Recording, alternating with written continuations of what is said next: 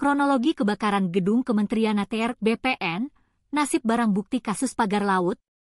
Gedung Kementerian Agraria dan Tata Ruang Badan Pertanahan Nasional ATR BPN yang berlokasi di Jalan Sisingamangaraja, Kebayoran Baru, Jakarta Selatan, mengalami kebakaran pada Sabtu, 8 Februari 2025, malam.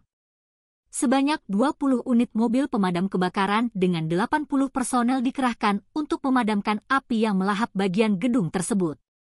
Informasi mengenai kebakaran diterima oleh Dinas Pemadam Kebakaran Jakarta Selatan pada pukul 23.09 waktu Indonesia Barat. Dalam siaran Breaking News Kompas TV pada Minggu, 9 Februari 2025, dini hari, Menteri ATR BPN Nusron Wahid menyampaikan bahwa api berhasil dipadamkan sekitar pukul 00.15 waktu Indonesia Barat. Kobaran api pertama kali terdeteksi di ruang humas yang berada di lantai dasar gedung.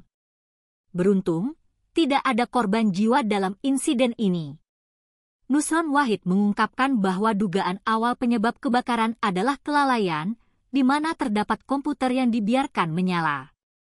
Dugaan sementara ada kelalaian karena komputer tidak dimatikan. Namun, untuk kepastian penyebabnya, kita serahkan kepada tim pemadam kebakaran yang akan melakukan investigasi lebih lanjut, ujar Nusron yang juga merupakan politikus Partai Golkar. Melansir Kompas.com, sejumlah berkas yang berada di atas meja turut terbakar dalam peristiwa ini. Namun, hingga kini belum dapat dipastikan apakah dokumen tersebut merupakan dokumen penting atau tidak. Saat ditanya mengenai kemungkinan adanya dokumen-dokumen penting yang ikut terbakar, Nusron mengatakan pihaknya masih melakukan pengecekan lebih lanjut.